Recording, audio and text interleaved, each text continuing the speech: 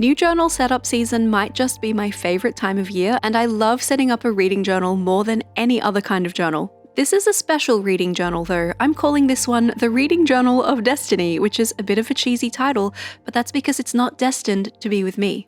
It's for you. Hi, my name's Erin. Let's get this journal set up and sent on its way to the winner of this giveaway. Allow me to introduce the absolutely spectacular journal that is the basis of this giveaway. This one is from Artistro and Olive.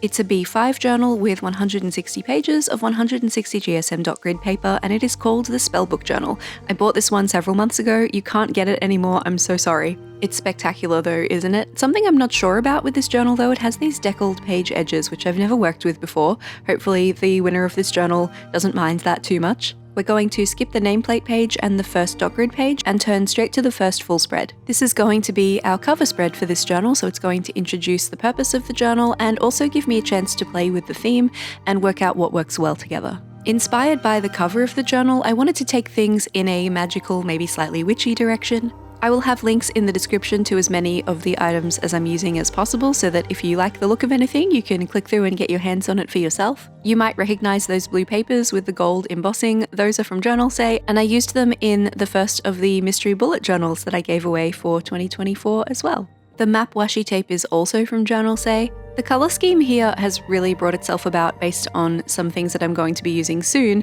It's kind of mixing jewel tones and neutrals, which is a very unusual combination for me, but I really like how it's coming together.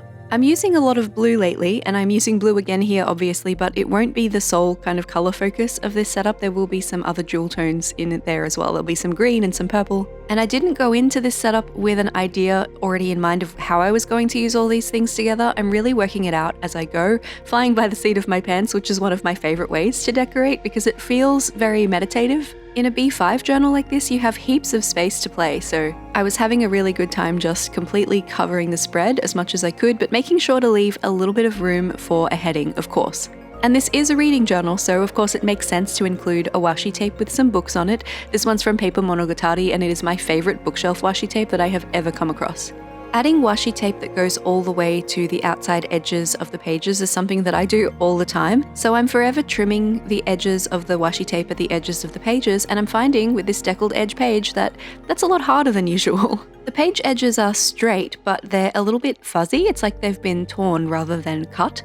And it's fine, it's not a huge deal, but it's something to keep in mind if you see these deckled edges on a journal that you're considering. And if you like to approach decoration in a similar way to me, then you might find this a little bit trickier than your standard to use. These beautiful tarot style cards I'm currently layering on the page are from KUMA Crafts, which is a new store to me. I'm currently trying out their subscription boxes and I'm very impressed. I will have a video review coming of that soon, so watch this space, but so far, definitely happy with the outcome.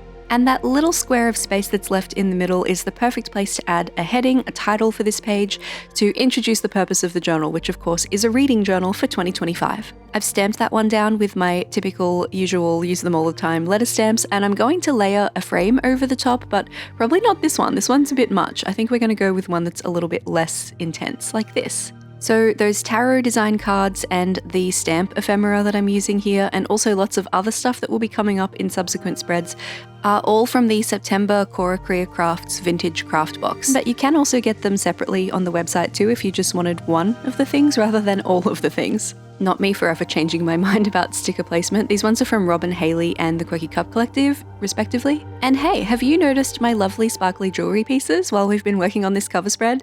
These ones are my go-to magical hand sparkle combo from Ana Luisa, the sponsors of this video and the masters of delicate magical girl glam. Ana Luisa's Black Friday sale is their biggest sale of the year, and it's on now, so it's the perfect time to get ahead of your Christmas gift list. They have so many lovely pieces for that special sparkly person in your life, whether that's your mum, your book bestie, or even a little treat for yourself. Here's why I think Ana Luisa's jewelry makes an excellent gift. All of their pieces are hypoallergenic, tarnish resistant, and made to last, complete with a 2-year warranty, so you know your giftee is getting comfortable, quality, beautiful jewelry they can wear every day without issues. I thought I'd give you my suggestions based on my own Ana Luisa collection. These 2 rings are perfect for the fantasy book gal in your life to make her feel like her favorite FMC off to save a kingdom and romance winged fairy men. This one's the May ring, and that gorgeous green stone is recycled of glass. We love a sustainable resource. This one's the Sky Ring set, a sweet little celestial moment you can wear stacked or separately. For something a bit more practical for every day, maybe for your mum or your favourite corporate boss lady, these are the small gold huggy hoops. They say, I'm classic and timeless when you wear them as is, but they're also super customizable when you pair them up with Ana Luisa's earring charms. You just slide these little charms on for instant extra glam. They have a whole range of these, but my favourites are the lapis and mother of pearl. Lapis lazuli represents royalty, honor, and wisdom, and mother of pearl represents divine feminine energy, purity, and protection. So by gifting these, you're paying someone a pretty high compliment. I've got a link to Ana Luisa in the description so you can check out all their beautiful pieces, currently up to 30% off in the Black Friday sale, but it only runs until the 29th of November, so you'll want to be quick. Thanks to Ana Luisa for sponsoring this video, bringing sparkle to my everyday, and making this reading journal giveaway possible with their support. I've got this little piece of leftover paper that I cut out of a Dutch door from a different journal, and I'm going to be using that for a really fun purpose, I think. This was actually someone's idea. They left this as a comment on one of my reading journal videos, and it is genius. So if it was you, please comment below so that I can thank you. I have something like this for my bullet journal, which has a grid spacing reference on it, so I can move that on top of my page and more easily set up my layouts. This one is a twist on that. It's actually a rating reference card. I used the Corpal rating system throughout 2024 and I found it really useful, but I had to flip back to my rating page at the beginning of my journal every single time I rated a book throughout the year because I couldn't remember which ranges of numbers related to which star rating on the Corpal system. It wasn't annoying to flip back, but this would definitely be much more straightforward and swift. So I wanted to incorporate that for this winner, and it doesn't have to be the Corpal rating that they use necessarily. It can be whatever their preferred rating system is, even if it's one that they devise for themselves. So on the side that we're working on at the moment, I'm going to add this beautiful stamp that is also from the Cora Korea Crafts September subscription box. I've used paint marker on that rather than a stamp pad so I could get this modelly kind of blue and gold effect to match with my washi tape. I'm going to leave most of this side blank except for the rating heading so that there's lots of room for them to add their rating system here. And I fully covered the back with a washi sheet that I got from a little booklet that's from American Crafts, which in Australia I got in Spotlight, but I think you can get it at Joann in the US. So I figure even if the winner of this journal doesn't need a reference to a rating system, at least they have an extra little bookmark option, and if they don't want to use it, they could probably just not keep it. That's also fine. I love this idea though, and I'm planning to do it in my own reading journal as well for 2025, so looking forward to taking this one into my own journal. Let's turn the page and move on to our next spread. This is a very tricky journal to set up because I don't know so many things about the person who is going to end up with it. I don't know how much they read. I don't know how they like to track their reading. I don't know if they like to have their reading separated into months, like kind of the way I do it in my reading journal. So I'm trying to cover all my bases here. This spread might feel a little bit like something you would see in a regular bullet journal, but I'm adapting it to be kind of versatile so that the winner of this journal can use it in a few different ways. I guess at its most straightforward, this is a place to list all of the books that you read in a year, but I'm dividing it into the months of the year as well. So each column is for a different month, which means we're going to set up this spread 3 times to cover the whole year. I'll show you some different mock-ups of ways that you could approach this spread later on once we've got all 3 set up, but to start with, let's just get the bones down and decorate, and then I'll come back and kind of show you how it works.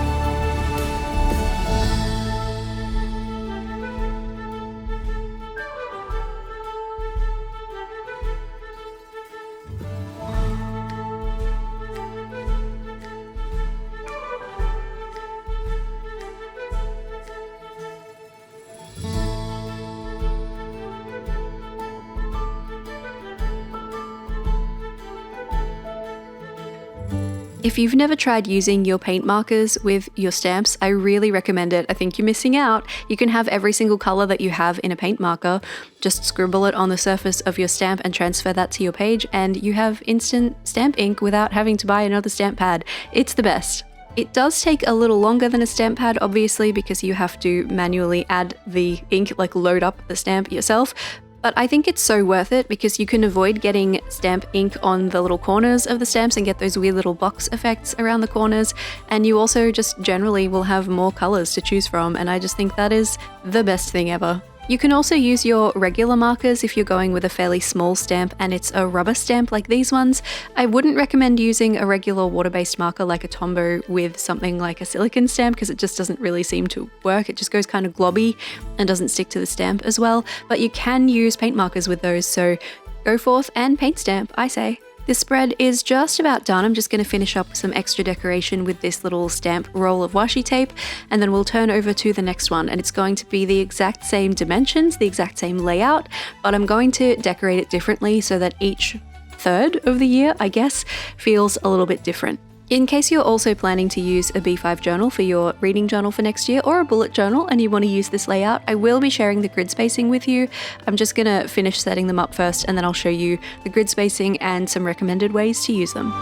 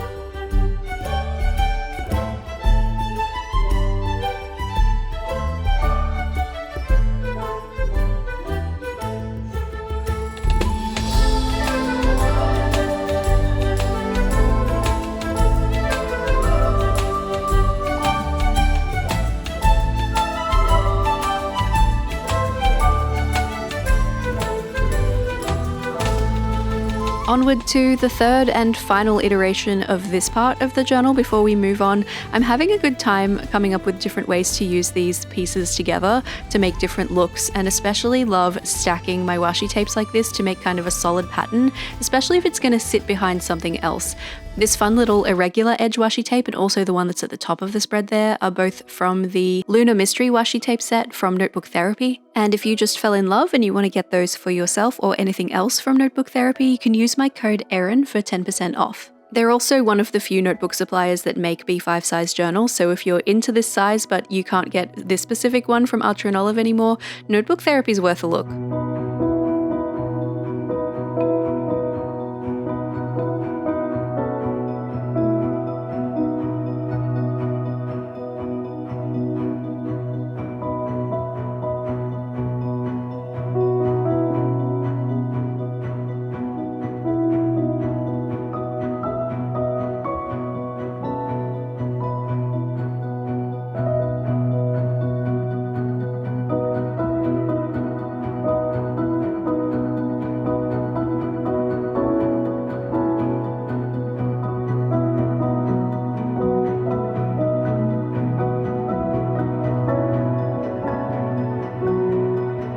Whenever I'm setting up a journal that's designed to be given away, the video always turns into something that's part inspiration for you and part instruction manual for the winner. So let's turn back to the first of these three spreads and have a look at the grid spacing and how you might use them. The grid spacing is the same across all three, so that one can just be transferred as you like. If you're someone who reads a lot, you could use this space just as a list, as a place to list out the books that you read in each month, just write them in those areas. That's pretty similar to what I do in my own journal, I just don't typically have it divided into separate months.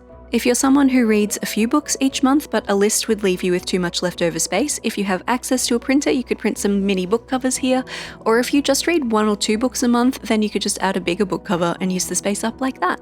I'm deliberately not adding a heading to this next spread because I want the winner of this journal to be able to use it in whatever way they like, but this is one that you'll often see in a reading journal setup. It's one I have in my own current reading journal, and that is a bookshelf. To start with, I'm just drawing out the shelves that the books are going to sit on. You could absolutely also draw in the books to fill these shelves, but I'm going to cheat a little and use stamps instead. The B5 journal really gives you a lot of space for this, which is so much fun. But if you're working in a smaller journal, you might need to add less bookshelves or just space them a little closer together. If you're drawing all your books by hand, it might take you a little while, but they really are just rectangle shapes of different sizes, kind of stacked on top of each other or leaning against each other, so I promise it's not too difficult to draw. These stamps are from the Quirky Cup Collective, however. They're called the Reading Journal set, and I've done this in my own journal before. It makes the process so much easier, and I feel like this time I've really got the hang of where the bottom of the stamp should sit in order to be just on top of the bookshelf line. I'm also adding some other stamps for a bit of decoration. You know how you style up your shelves? Some little bottles of ink and bottles of potentially potion and some other decorative stuff.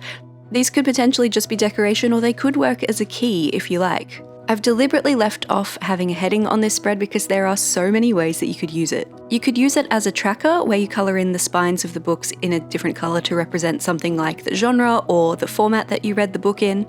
In my own journal at the moment, I'm colouring them in based on the month that I read them in, so there'll be a chunk of one colour of books on the shelf and then the next chunk will be a different colour for the next month. I really like the idea of using the little ink and potion bottles as a key, so you'd colour in the inside of those bottles with a colour that relates to whatever it is that you're tracking. So say I was using blue for audiobooks, then I would put blue in the potion bottle and write audio on it or near it. You could also use this as a goal spread if you're someone who reads a lot of books. I don't know exactly how many are on this spread, but there are a lot. And if you're someone who doesn't read all that much, or the idea of a tracker here is overwhelming to you, it could just be a fun colouring in page, and that is totally fine too. I absolutely love the idea of just popping on an audiobook and colouring in some books, so that's definitely something that you could do with this one if you wanted. Here's a little mock-up of what this spread would look like if you were using 4 different colours to track, for instance, format of book read, so audiobook, ebook, hardcover, and paperback. And you can always add your own little key down the bottom of the page too if you'd rather not use the ink bottles for that.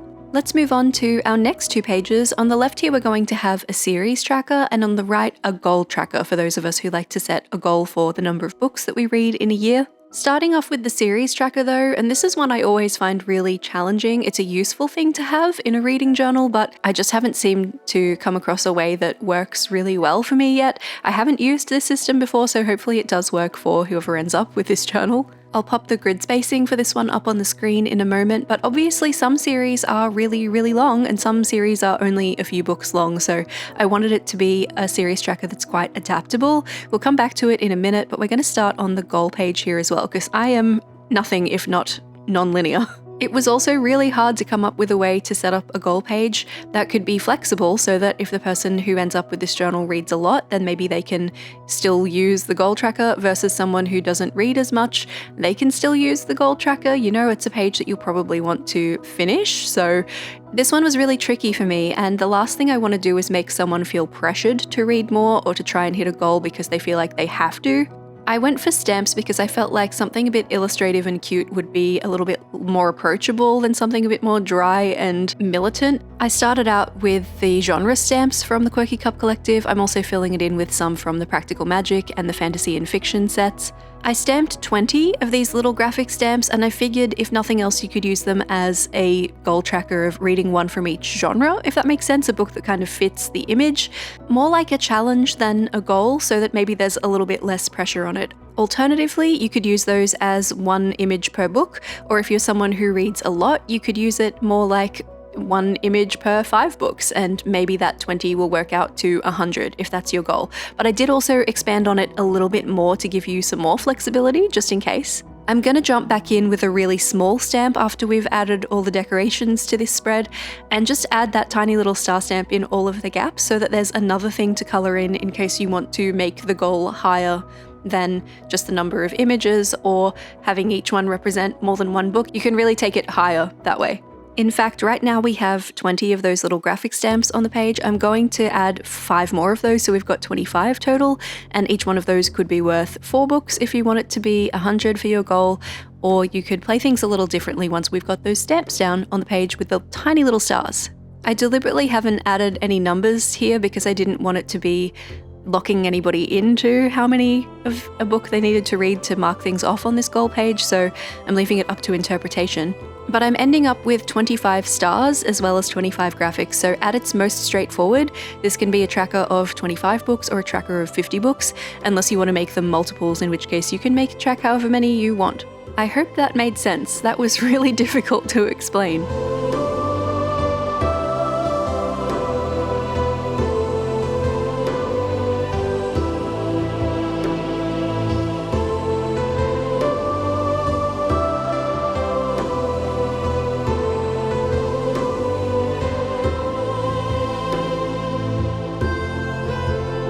Okay, let's demonstrate how this series tracker is set up to work. So the column on the left is for writing the name of the series that you want to track, and the space on the right is to be divided into however many books there are in that series. So you can divide that into bigger boxes if you're reading something that's only got 5 or 6 books in a series, or you can go all the way down to a single dot grid square for each book if it's something that has lots of books in the series.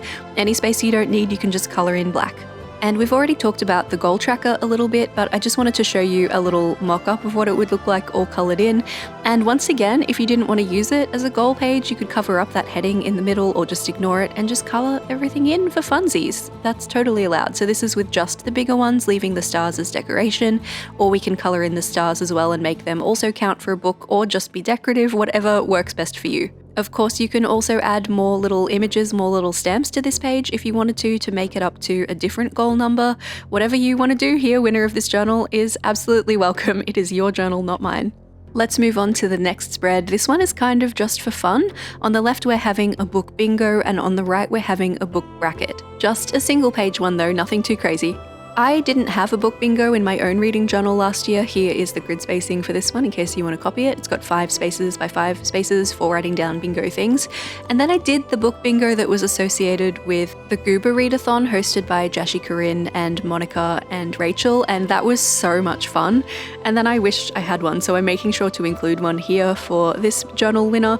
I wasn't sure whether to populate it or not. I kind of thought maybe I should give them some prompts and they should fill it out themselves, but then I decided that was putting too much pressure on them, so I am going to fill it in with some prompts, but I tried to keep it pretty easy and generic. I'm not going too much into specific genres or diversity reading book bingos or anything like that, but the winner of this journal will have some extra spare pages, so if they want to add that stuff in themselves, they're totally able to do that. And then we have the book bracket on the right side here, which is just a fun little way to pit books against each other and work out in a really unscientific, potentially inaccurate way what your favorite read of the year was. I didn't want to assume that the winner of this journal would have a way to print book covers, so I'm just giving them a space to write the name of the books, but basically here you just choose a favorite book for each month of the year and you put it against the next month, so January versus February, March versus April, so on and so forth, and then those books battle it out against each other in a second round, and so on and so forth until you end up with one final, very strong winning book.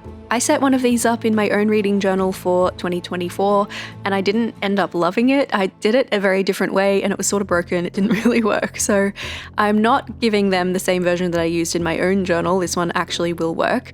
Let's go through the book bingo and just fill it out. I'm going with kind of fun, easy tasks here, I think. A book with dual timelines, a book recommended by a friend. Some of them are just genres like fantasy or mystery, debut novel versus like a book that was released in your birth year.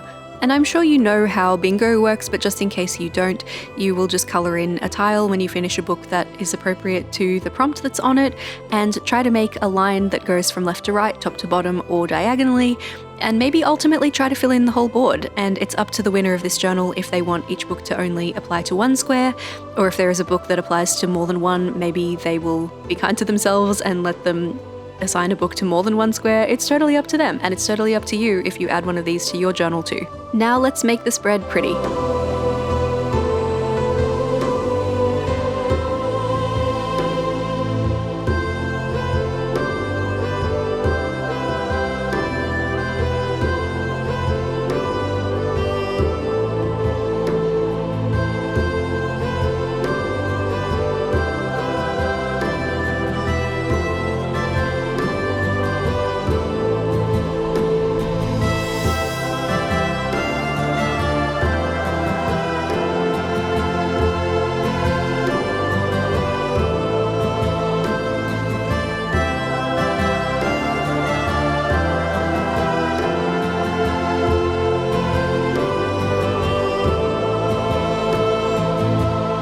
Every reader needs a place to list out books that they plan to read in the future or maybe would like to set an intention to read sometime in the future. And most people call this a TBR or to be read list, but I don't love that name. I prefer to call it my maybe next. It's a much friendlier name than to be read when you're a mood reader and the thing that you want to read next changes depending on how you're feeling. As a reader of mostly audiobooks and ebooks, my maybe next list is just things that I've seen online that sound good or books that people have recommended to me. It's just a place to collate those ideas. But for someone with a physical book collection of books that they haven't read yet, that they already own, this could be a good place to keep track of those as well. One of the advantages of the B5 journal size is the huge amount of page real estate that you have at your disposal, which means that you can take a list like this and across a double page spread like this, divide it into as much as 6 columns quite comfortably. This one is kind of a similar page layout to how we did the calendar spreads earlier, but a little bit different. I am going to be putting 3 columns on each page instead of just 2. But I wanted to make sure I knew exactly how much space I had to work with, so I decided to jump in and decorate this one first and then add the functional stuff after. One of my lovely channel members called this system open concept for a journal spread recently, which I think is amazing, which is where you're using a pale marker to mark out your areas of use rather than putting things in boxes. But if you like boxes, you should put things in boxes. I'm not going to. Yuck your yum. I've decided to put a little blue line at the top of each of these boxes. Here's the grid spacing in case you want to try it out in your own B5 journal. That way, the winner of this journal can divide these into different categories if they want to, but they can also choose not to and just ignore that top blue line, and that's totally okay too. Our base colours throughout this theme have really been blue, beige and green, but I'm trying to make sure that I'm using some of these stickers on every spread so that we have those other elemental kind of primary colours represented too, just so everything feels really nice and cohesive. So it's lucky I had 2 decent sticker sheets to draw from here, but I am definitely starting to ration things a little. There was also a bit of PET tape that came with the Cora Korea Craft subscription box that I'm using heavily here, and that one only has 1 loop of the design on it, so I was trying to be really careful with how I used that as well. And we still have 3 spreads to set up that need decoration, so definitely trying to make sure that everything can go the distance. I also stamped my heading onto some sticker paper this time so I could put it over the top of the decoration and still have it be really legible, but that's actually it for this spread. Our next one is going to be kind of a baked-in backup plan for the winner of this journal. This one is going to just be a spare spread. I'm going to decorate and leave the middle quite open so that if there's anything else they want to include, to track, or to just have a bit of fun with, maybe they want to do a Hall of Fame spread of their favorite reads of the year, or maybe they want to keep track of some of their favorite audiobook narrators. Whatever it is, there's space for them to add those things on pages that are decorated so they still feel like they're part of the theme. This is actually really easy to do in a B5 journal because you've got so much page to work with. You can really kind of fill in the corners and still have heaps of room left over for functional things. So that is something I love about B5. It's not my personal favorite journal size, but it does come in really handy for things like this. Just a couple more of these stamp stickers and then this spread is actually done and ready to go, so you can imagine all of the ways that you might use this one. Let's move on to the next spread, which is also a spare spread, but I'm going to decorate this one a little bit differently. So this time we're going to put all of our decoration in the center of the spread and leave all the space empty around the outsides of that so that that space can be used for planning or for tracking or for having a good time.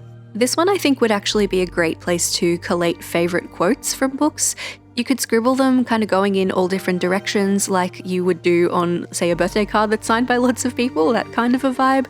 Or if you wanted to, you could print them in different fonts and stick them in the spaces where they'll fit and end up with a really cool, really insightful spread at the end of the year. I think that would be really fun. Also, because there's lots of space left over mainly on the left and right sides here, it does lend itself to some kind of a list. So it could be something like a list of your favorite moments in books, your favorite scenes. It could be anything at all that you like, really. That's our second spare spread done, so we're going to move on to an important one, in my opinion, if you're someone who likes to track reading stats like me. Guess what this is? It's a reading stats page.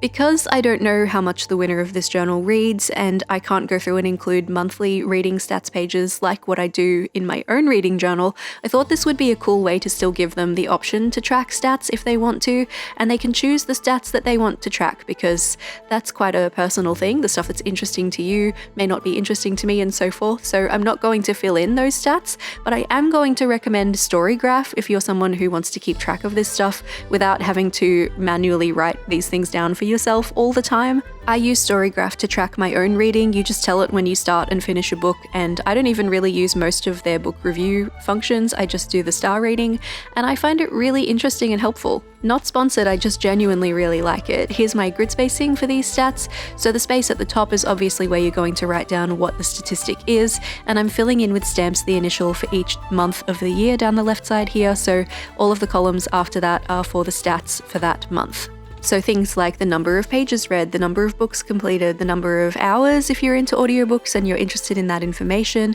Could be things like your average star rating. You could set up the stats columns as genres if you wanted to and keep track of how many of each genre you read in a month. Truly endless possibilities that can be curated to how you like to keep your journal without having the pressure of adding a reading stats page for every single month and trying to make that look pretty. So it's just integrated into the beginning of the journal instead. We're nearly done setting this journal up, so I thought I'd better let you know how you can enter the giveaway. First of all, you must be subscribed to my channel.